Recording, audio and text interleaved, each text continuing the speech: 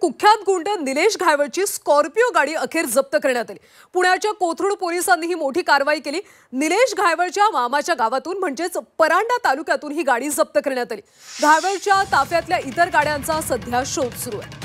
गुंड निलेश घायवळची स्कॉर्पिओ गाडी अखेर जप्त करण्यात आली। परांडा तालुक्यातून ही गाडी ताब्यात घेण्यात आली।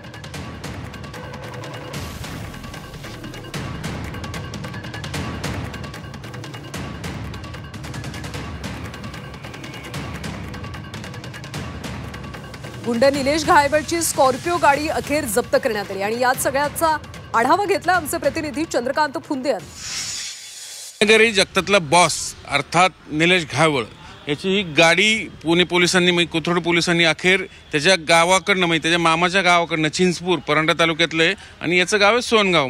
दोन्हींच्या गावांमधलं अंतर हार्डली 4 किलोमीटर। हे जरी नगर जिल्ह्यात असलं सोनगाव जामखेड खाडा तिकडलं तरी हे मामाचं गाव हे चिंचपूर हे परांडा तालुक्यातलं अवघं 4 किलोमीटर आहे। तिथून उसात लपून ठेवली होती ही गाडी आणि ही गाडी माऊली तोंडे या गुन्हेगाराच्या नावावरती आहे। त्याच्यातनं ही गाडी पकडून आणखीन एक गाडी पुणे पोलीस शोधतात।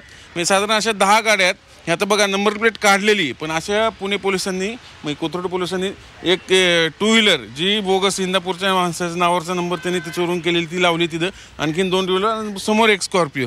आत्तापर्यंत अशा 5 गाड्या निलेश घायवळच्या कोथरूड पोलिसांनी हस्तगत केलेल्या आहेत। अजून शोध सुरूच आहे इतर गाड्यांचा। अशा जो ताफ्यांचा होता ना द बॉसची गाडी हीच ती गाडी।